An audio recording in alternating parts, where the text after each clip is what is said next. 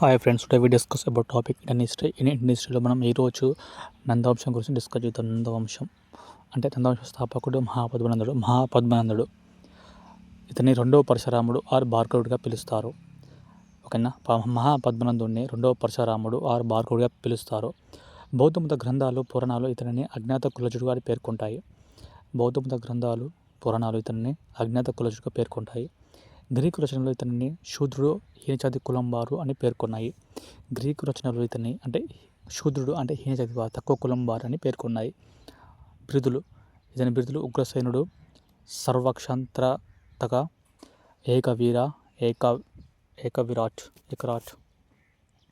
ఇతని బిరుదులు ఉగ్రసేనుడు, సర్వక్షంత్రతక, ఏకవీర, ఏకవిరాట్.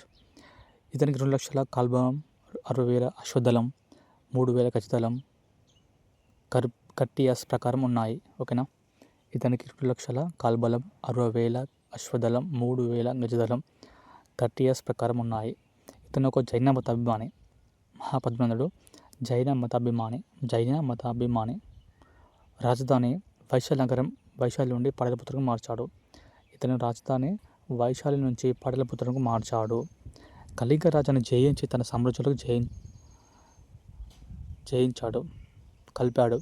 కళింగ రాజ్యాన్ని జయించి తన సామ్రాజ్యంలోకి కలిపాడు అంటే తన సామ్రాజ్యానికి విలీనం చేశాడు.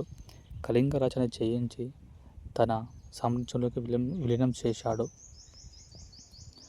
ఇతని ప్రధాని రాక్షసుడు. ఇతడు జైన విగ్రహాన్ని మగధకు తెచ్చాడు.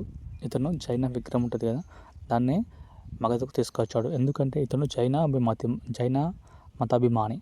ఓకేనా ఫ్రెండ్స్, డిస్కస్ చేద్దాం. నందవంశం స్థాపకుడు మహాపద్మనందుడు.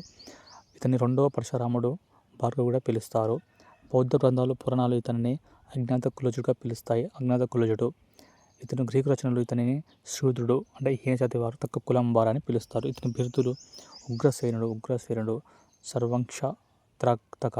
సర్వక్షంత్రతక, ఏకవీర, ఏకవిరాట్. ఇతనికి 2 లక్షల కాల్బలం, 60,000 అశ్వదళం, 3,000 గజదళం కట్టియాస్ ప్రకారం ఉన్నాయి. ఇతని యొక్క జైన మతాభిమాని.